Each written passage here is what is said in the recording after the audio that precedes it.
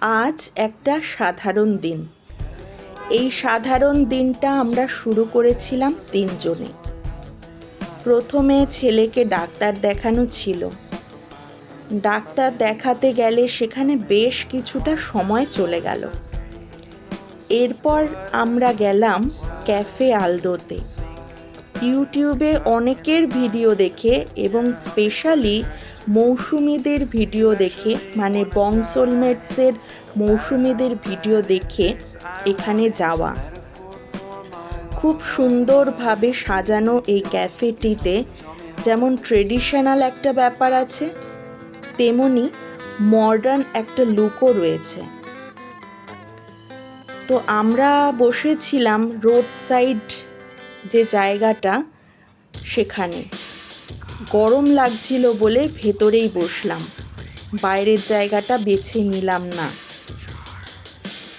এখানে বিভিন্ন রকমের আইটেম তো রয়েছে, আর অ্যাম্বিয়েন্সটা খুবই সুন্দর। আইটেমগুলোর মধ্যে বেভারেজেসে ব্ল্যাক অ্যান্ড হোয়াইটের মধ্যে আবার হট কোল্ড দু রকমই ভাগ রয়েছে।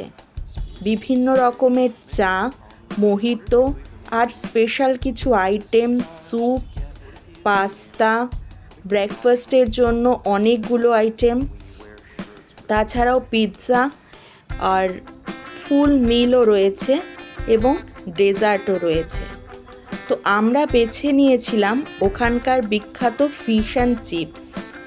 শুনেছিলাম এখানে নাকি পিওর ভেটকি মাছ দিয়েই এটা তৈরি হয়। তো সেটা টেস্ট না করে তো বলা যাবে না, তবে যখন খেলাম তখন বুঝলাম হ্যাঁ, এটা সত্যি ভেটকি। আর এর লেয়ারটা খুবই পাতলা ছিল, ফিশটাই বেশি ছিল। এটাকে আমি দিলাম 5/5। এরপর নিয়েছিলাম ক্রিমি স্প্যাগেটি উইথ মিটবলস। এটা পাস্তা সেকশনে ছিল। সত্যি কথা বলতে কি, এটা আমার খুব একটা ভালো লাগেনি।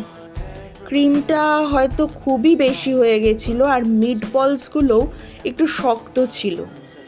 আর সাথে যে গার্লিক ব্রেডটা, সেটাও মোটামুটি ছিল। তাই এটাকে যদি রেট করতে বলা হয় তাহলে এটাকে আমি 2 দেব 5-এর মধ্যে। বেশি দিতে পারলাম না, এটা আরেকটু ইমপ্রুভ দরকার। আর এই জিনিসটা আমার সব থেকে ভালো লেগেছে। এটা আমি ফার্স্ট কোনো ক্যাফেতে দেখলাম। তারপর গুটি গুটি পায়ে বাড়ি ফেরা। আমার দিনটা মোটামুটি এইভাবেই শেষ হলো। তোমরা কিভাবে কাটালে একটু জানিও প্লিজ। টাটা।